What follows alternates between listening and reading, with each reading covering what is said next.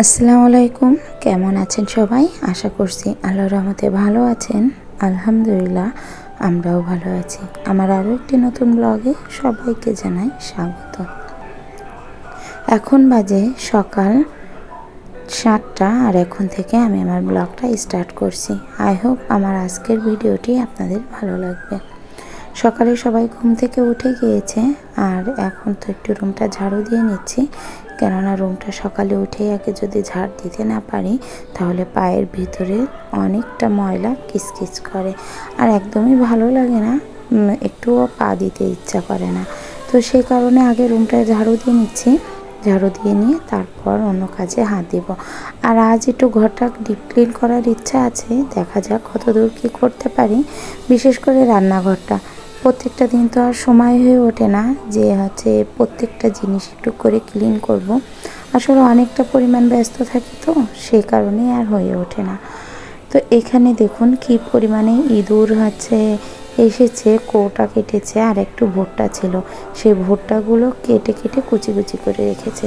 তো সব কিছু বেরো করে নিয়েছি এইদিকে একটু পরিষ্কার করার জন্য। আসলে অনেক সময় আমি যে বলি যে সময় নেই, সেটার কারণটা আমার দুইটা বাচ্চা। আসলে সত্য বলতে এটা হয়তো শুনতে খারাপ লাগবে অথবা অনেকের কাছে এটা সত্য বলে মনে হবে।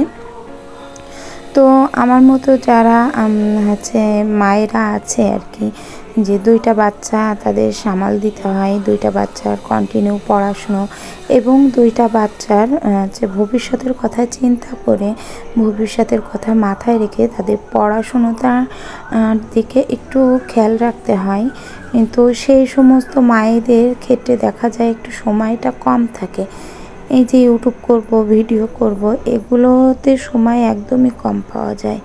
আসলে সব গুছিয়ে যে একটু সময় হবে সেটা কিন্তু হয়ে ওঠে না, নিজের জন্য একটা মুহূর্ত সময় হয় না।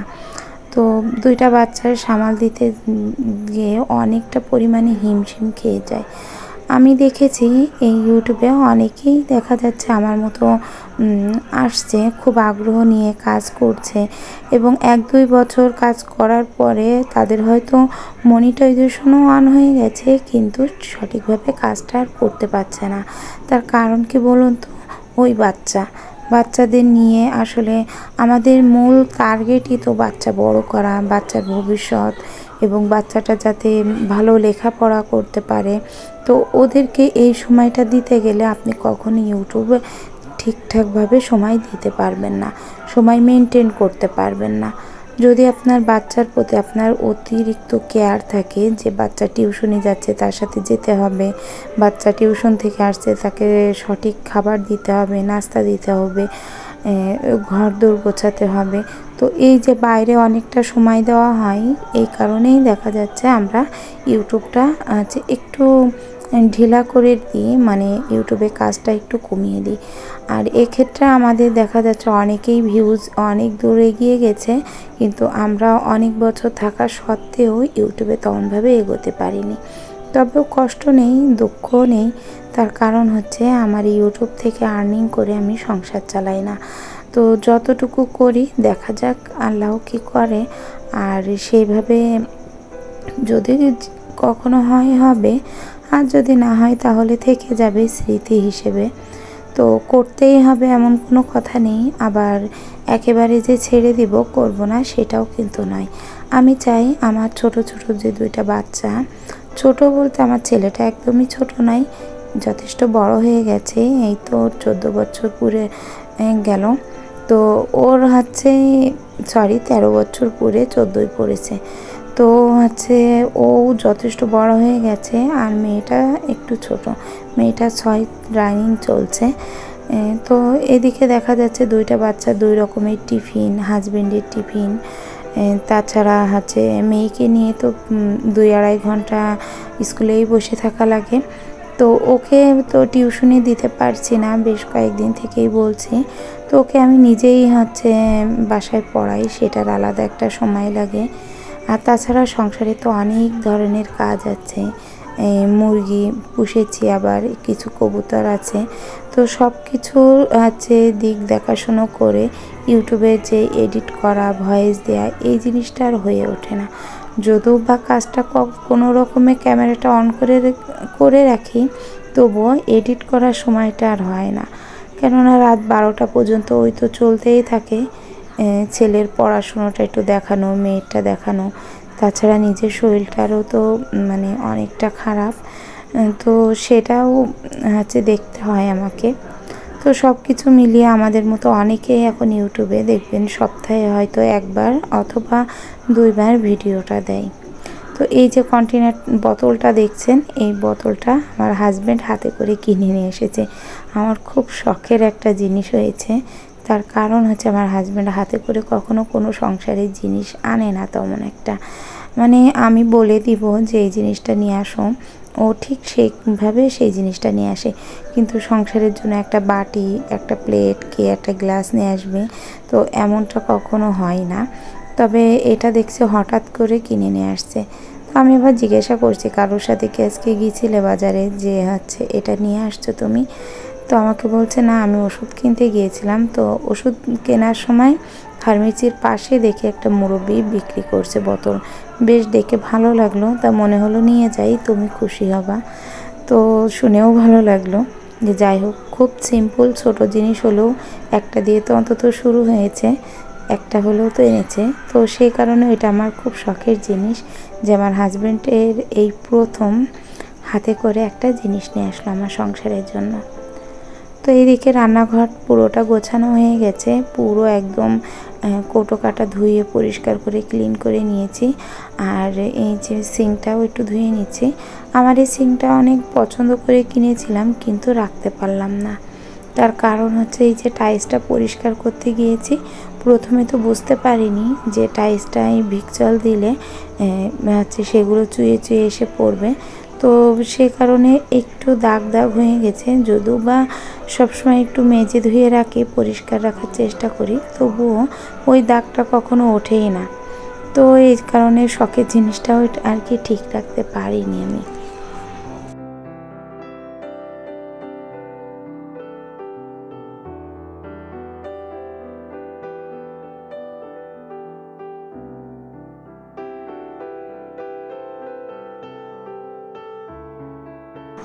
সব কিছু এদিকে পরিষ্কার করে নিয়েছি, আর ছেলেটা এখন যাবে একটু কোচিংয়ে।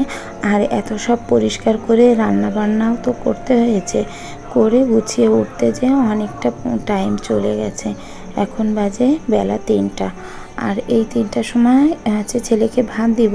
একদম পুরো 4টা বাজতে ঠিক 20 মিনিট মতো বাদ থাকবে, ওই সময় ছেলে খাওয়া রেখে উঠবে। ও এত পরিমাণে খাইতে লেট করে যে ওকে এই মুহূর্তটা যদি আমি খাইয়ে দিই ভাত, তাহলে দেখা যাচ্ছে 20 মিনিটে খাওয়া হয়ে যাবে। কিন্তু সব সময় তো আর সম্ভব হয় না যে ওকে মুখে তুলে খাওয়াইয়ে দেব। তো এখানে আমি একটা ডিম পোস্ট করে দিলাম যে বাবা এই ডিমটা দিয়ে খাও, তাহলে অন্তত দ্রুত খাওয়া হয়ে যাবে। তো ওকে এই টেবিলে ডাকছি যে বাবা এখানে আসো, কারেন্ট তো নাই, তো এখানে এসে টেবিলে বসে ভাতটা খাও। আর কারেন্ট থাকলে ওরা তো ঘরেই ফ্লোরে খায়। ওই পাশের রুমটা যদি একটু ঠিকঠাক হয়, তাহলে দেখা যাচ্ছে আস্তে আস্তে সব কিছু একটু ঠিক হয়ে যাবে।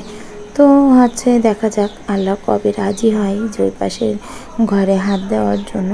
তো ছেলেকে খেতে দিয়ে এদিকে আসলাম একটু খড়ি গোছাতে। তো ও ওইদিকে খাচ্ছে, আমি বলছি এখনও পর্যন্ত রোদ আছে, আর এই রোদের থেকে যদি খড়িটা উঠাতে পারি তাহলে একদম শুকনা থাকে, আর গরম গরমই থেকে যায়। চুলার পিঠে রেখে দিব, আবার সকাল ভোরেই রান্না করি যেহেতু, তো সে কারণে সকাল ভোরের দিকে রান্নাতে গেলে আমার কিন্তু সমস্যা হবে না। তো এখানে এই যে খড়িগুলো একদম শুকিয়ে গেছে, এই খড়িগুলো একটু চাপ দিলেই কিন্তু ভেঙে যাচ্ছে, আর অনেকটা সুন্দরভাবে জ্বলে। এখন এমনটা হয় যে চুলায় রান্না করি যেহেতু, চুলায় রান্না করতে করতে ইন্ডাকশনে রান্নাটা কখনো আগোতে চায় না, মনে হয় অনেক লেট হচ্ছে। আর গ্যাস তো অনেক দিনই নেই, কারণ গ্যাসে রান্নাটা হয়ই না, গ্যাসের চুলাটা আমার নষ্ট হয়ে গেছে। সিলিন্ডারটা আছে কিন্তু চুলাটা নাই। একটু কেনার শখ হয়েছিল, কিন্তু ভাবলাম না, এখনই গ্যাসটা আমার খুব প্রয়োজন সেটা নয়, আগে দরকার ঘরটা ঠিক করার। আগে ঘরটা ঠিক করে নিই, তারপর আস্তে আস্তে সব হবে। তো আস্তে আস্তে প্রত্যেকটা জিনিস মধ্যবিত্ত পরিবারে কিন্তু শুরু হয়।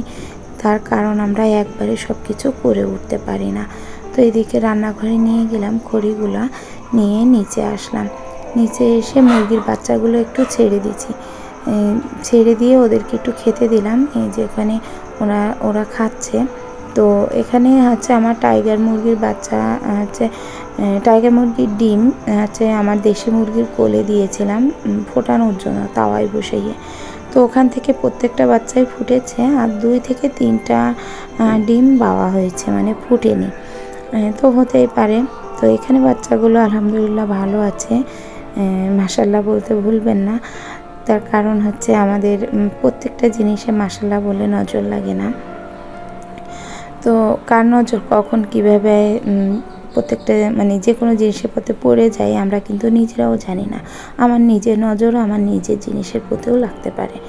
তো যাই হোক, এখানে মুরগিদের ছোট ছোট যে ফিট হয় একদম 0 সাইজের সেগুলা দিয়েছি। আর এখানে হচ্ছে খাবার পানিতে শুধু একটু স্যালাইন দিয়েছি, আর কিছু দেয়নি। 3 দিন যেমন এমনই দিতে হবে, আর 3 দিন পর থেকে ওদেরকে একটু নাপা বড়ি দিব, তাহলেই মুরগিগুলো সুস্থ থাকবে। তো এখানে হচ্ছে ডিম উঠিয়েছিলাম, 2 দিনের ডিম উঠিয়েছিলাম। যেহেতু মুরগিগুলো অনেক দিন ধরে ডিম দিয়েছে, একটু তো 2-1 দিন গ্যাপ দিবেই। গ্যাপ দিয়ে আবার যখন সুস্থ স্বাভাবিক হবে তখন কিন্তু ওরা আবার ডিম দিবে। তো এখানে 2 দিনের ডিম উঠিয়েছি, আর এখন একবারে আর ডিম উঠায় না। তার কারণ আগের মতো তো আর অনেক করে দেয় না, এই যে একটু গ্যাপ দিবে পরে আবার হয়তো দিবে। তো এইভাবে হচ্ছে মুরগিরা ডিমটা দেয়। আর যারা মনে করে যে একদম 30 দিনই প্রত্যেকটা দিনই দেয়, এটা কিন্তু ভুল ধারণা। 1-2টা দিন তো গ্যাপ দিতেই পারে, 1-2 না, প্রায় 1 সপ্তাহ মতো কি হচ্ছে 10 দিন মতো গ্যাপ দিবে, তারপরে থেকে আবার শুরু হবে। তো এভাবেই চলছে টুকটাক। তো এখানে ডিমটা উঠিয়ে দেখুন একটা ছোট্ট সাপ, এটা আমার বাসায় যে আমি বিড়ালটা পুষি সেই বিড়ালটা মেরে মুখি করে নিয়ে আসছে আমার ঘরে খাটের তলে। তো এখানে আমার হাজব্যান্ড বলছে যে, হাজব্যান্ড না সরি আমার মেয়ে দেখেছে, দেখে বলছে যে আম্মু এরকম সাপ নিয়ে আসছে। তারপর যে দেখি যে এরকম হচ্ছে সাপ নিয়ে আসছে। তারপর আমার হাজব্যান্ড ওটা নিয়ে যেয়ে তারপর ওটা হচ্ছে ইট দিয়ে মারলো, কেননা ওটা তো যদি বেঁচে থাকে তাহলে আবার সমস্যা হবে। তো সন্ধ্যার দিকে একটু নাস্তা তৈরি করতে আসলাম। তো এই যে গোল গোল যে রুটি মতো লাগছে, নান রুটি মতো, আসলে এগুলো ছোট ছোট মোগলাই পরাটা। তো এই মোগলাই পরাটাটা কিভাবে করেছি পুরোপুরিটা তো দেখাতে পারিনি, মানে প্রথমে ভুলেই গিয়েছিলাম যে আমি একটু হচ্ছে ভিডিও করব। তো তারপর হঠাৎ মনে হলো যে না একটুখানি করি। তো রেসিপিটা আমি বলে দিচ্ছি। এটার ভিতরে আলু আর ডিম আছে। আলুটা একটু মোটা করে কেটেছি, আর 2টা ডিম ভেঙে নিয়ে একসাথে ভাজি করেছি। ভাজি করে ওই পুরটা একটা রুটি মতো করে সেটার মাঝখানে দিয়েছি, দিয়ে সামান্য করে একটু হাত দিয়ে চেপে নিয়েছি। চেপে নিয়ে এই যে ভেজে দিলাম। এই মোগলাইটা খেতে যে কী টেস্টি! সাধারণ যে মোগলাইগুলো আমরা খাই অথবা আপনারা খান, সেই মোগলাইগুলো একটা ডিম দিয়ে তৈরি করলেও তেমন একটা ডিম পাওয়া যায় না, খুব একটা স্বাদের হয় না। কিন্তু এই যে আলু ভেজেছি, আলুর ভিতরে হচ্ছে একটু মশলা দিয়েছি, চাট মশলা দিয়েছি, তারপর একটু ধনে গুঁড়ো, একটু জিরে গুঁড়ো, কাঁচা ঝাল, তারপরে 2টা ডিমের ভুজিয়া করে নিয়েছি একদম ঝুরো ঝুরো করে। সেইভাবে আছে সেই 2টা ডিমটা একদম ঠিকঠাকভাবে ছিল। আর এই আলুটা দেওয়ার কারণে স্বাদটা আরও বেশি বাড়ছে। একদম পুরে ঠাসা হয়েছে ভিতরটা, আর উপরটা হয়েছে একদম মচমচে, এত দারুণ হয়েছে খেতে। তো এটা হচ্ছে ওইভাবে করেই করেছি সিম্পলভাবে, ছোট মোগলাই, বড় মোগলাইটা করিনি। ভাবলাম যে এটা করেই দেখি, সেই তো পিস পিস করেই কাটতে হবে, তো একবার ট্রাই করেই দেখি। তো নতুনভাবে তৈরি করলাম মোগলাই। যদি আপনারা কেউ আমার ভিডিওটা দেখে থাকেন এই অবধি, তাহলে অসংখ্য ধন্যবাদ এবং এটা ট্রাই করবেন।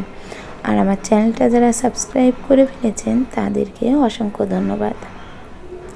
আর যারা এখনও করেননি, যদি ভিডিওটার কোথাও কোনো অংশ ভালো লেগে থাকে তাহলে প্লিজ একটা লাইক এবং সাবস্ক্রাইব করে দিতে পারেন আপনার এই বোনটির জন্য।